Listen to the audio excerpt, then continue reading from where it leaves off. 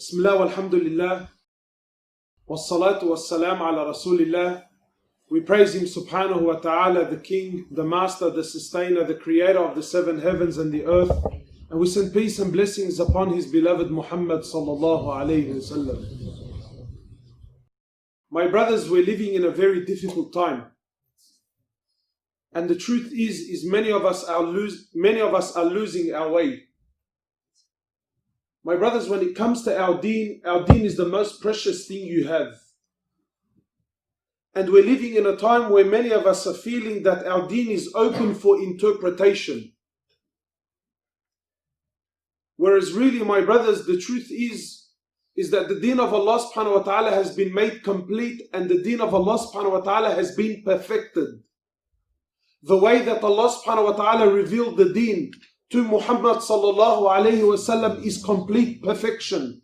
This is how Allah subhanahu wa ta'ala wants it, and this is how it will remain. And those that try to change it in any way, shape or form, they will be destroyed, they will fail. Our success in this life, our success in the grave, our success in the hereafter is only, and I highlight the words, only by following the sunnah of Rasulullah sallallahu alayhi wasallam according to how he showed it and how he taught it. My brothers, we live in a time where the world, where the word extremism is thrown around. That he's an extremist. That this is extreme. That this is too much. And we are becoming confused. What is extreme? How do I know if something has crossed the line or not? Is extremism according to what you and I think? Is it according to what the world tells us? Is it according to the local newspapers and what they think? Or maybe you think it's according to what our fathers and what our local mashayikh think. The truth is, my brothers, for you and I as a Muslim, being extremist or not, the measuring stick that we use is Rasulullah sallallahu alayhi wasallam. He is the balance, sallallahu alayhi wasallam. He is the middle way. So don't be fooled by the world and what it tells you. If you want to know if you have become an extremist, then judge yourself according to him sallallahu alayhi wasallam. For by Allah, anything more than what the Prophet did is extreme. And it will not be accepted by Allah, no matter how much it suits your whims and your desires, it will not be accepted. Some men, they came to the Prophet of Allah, and of course, they're young, they're energetic, like most of us. They were on fire. So they came asking about the ibadah, the worship of Rasulullah sallallahu alayhi wasallam. And they came to his wives. And this is a sahih hadith. So they asked, tell us about the Prophet of Allah. So they asked, tell us about his fasting.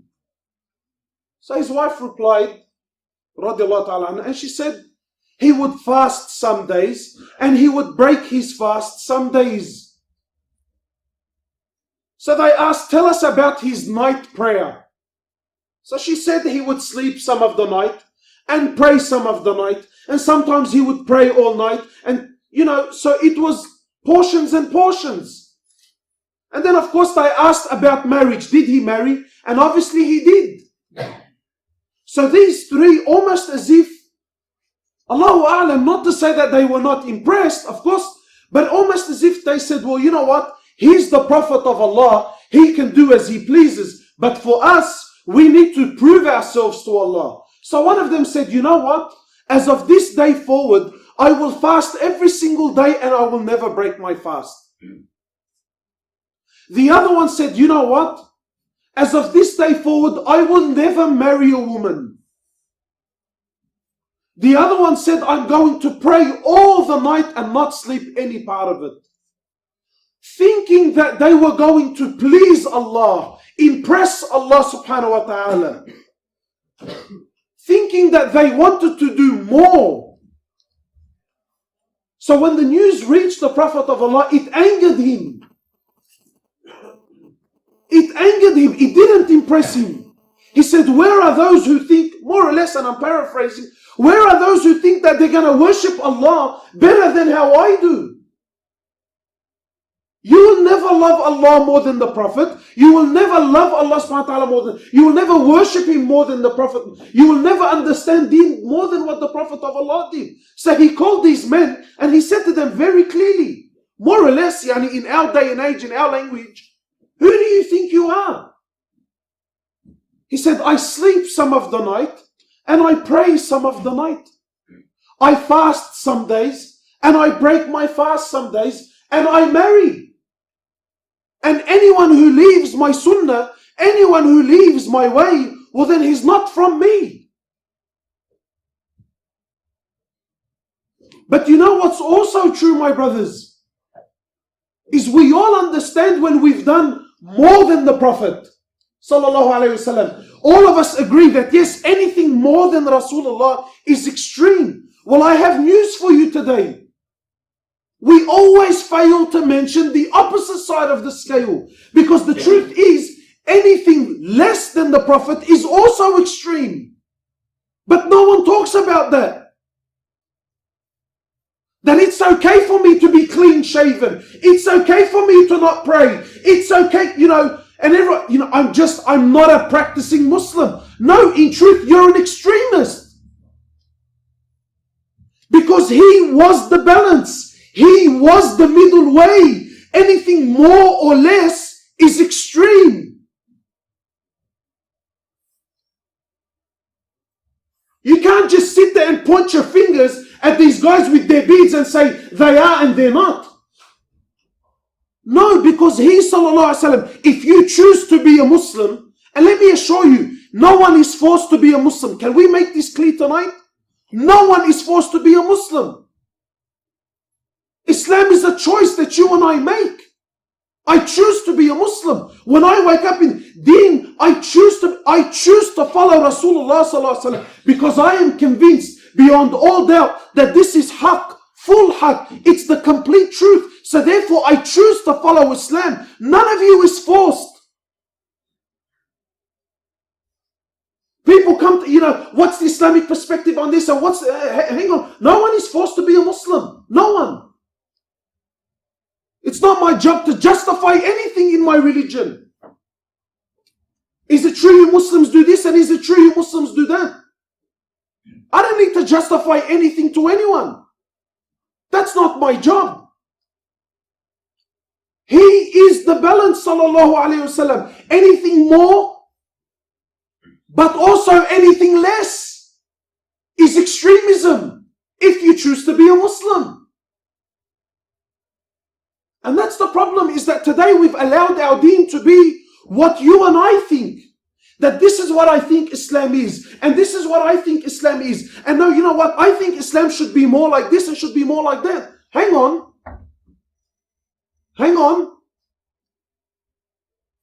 The greatest prophet, accompanied with the greatest ummah, followed by the greatest 2 generations to come after them, followed by 1400 years of scholars who gave their lives for this deen. Now all of a sudden, all of this is pushed aside and Islam has come down to what you and I think? Really? People come to me all the time. Brother, what's your opinion on this? My opinion? Excuse the French, who the hell am I to have an opinion? 1400 years of ulama. Now, someone has a bit of a following on Facebook. Someone, mashallah, maybe he's gifted in speech. All of a sudden, he feels that his opinion on the matter is important. Well, I have news for you. It doesn't matter what you think. Our religion has been perfected and completed. What matters to us is what the Prophet of Allah said and taught and did and approved. That's what matters to us. His opinion matters. And those Sahaba that followed him, because they understood deen the most, That's what's important to you and I. Today, my brothers, our deen has become thoughts, this, that, and the other. And it's destroying us. It's destroying us.